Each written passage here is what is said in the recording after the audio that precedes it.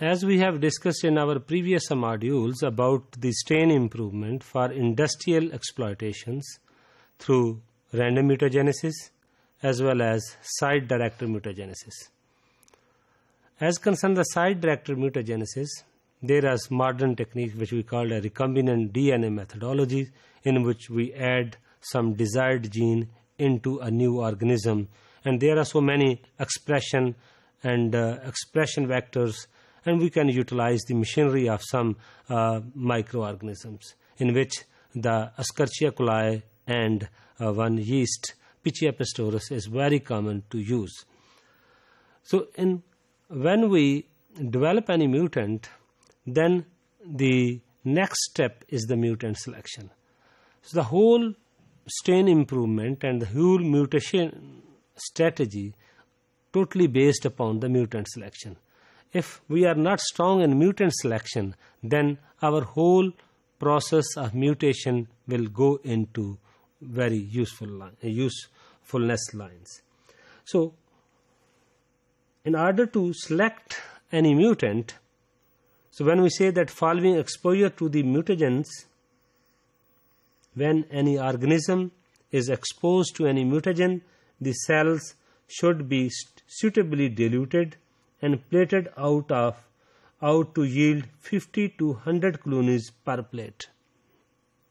As I have already told you, when we are dealing with the random mutagenesis, we have to first produce the kill curve, and we have to select that point in which there is only 1% survivors, or we can say that more than 90% kill. So at that level, there is a very limited number of colonies which we get on the plate.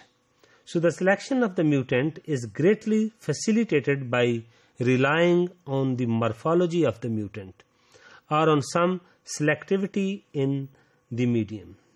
Sometimes that the morphology of the organism may change, and then by comparing with the parent means in which there is no mutation. So either there is a change in their medium. So when morphological mutants are selected, it is in the hope that the desired mutation is pleiotropic. What is pleiotropic? Pleiotropic is the mutation in which the change in one property is linked with the mutation in another character. So the classical example of the pleiotropic mutation is to be seen in the development of penicillin yielding strain of Penicillium chrysogenum. It was found in the early days of the development work on penicillin production that after the irradiation strain of Penicillium chrysogenum with smaller colonies, and which also sporulated poorly, were better producers of penicillin. So these are the changes occur in that mutant, because that have a very smaller colonies and having a very poorly sporulated. So as concerned the isolation and the selection of auxotrophic mutants by the replica plating methods, as we have seen the difference between prototroph and auxotroph. So when we develop the mutants, there are two types. One is auxotrophic mutant and others are prototrophic mutant. As concerned the auxotrophic mutant, if they have lost the ability to produce that metabolite which is necessary for their growth. So as concerned the prototrophs, they have all those essential metabolites which are used for their growth.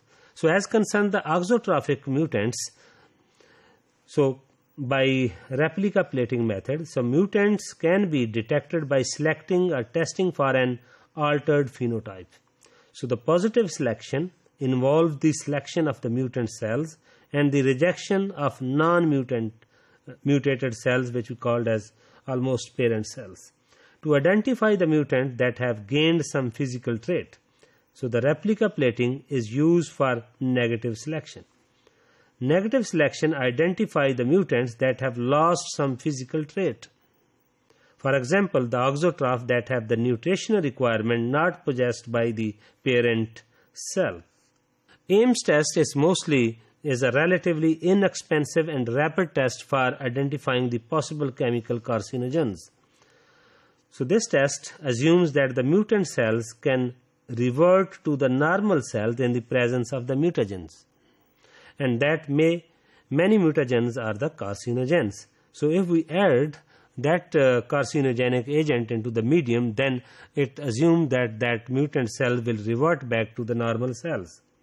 As concerned the histidine auxotroph require histidine in the medium of Salmonella are exposed to an enzymatically treated potential carcinogens, and the reversion to the non-mutant state are selected.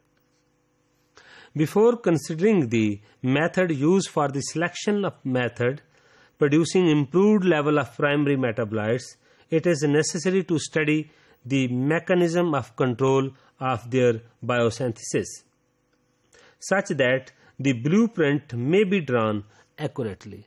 So if we already know the production potential of the mutant and then the parent, then we have to compare with that mutant.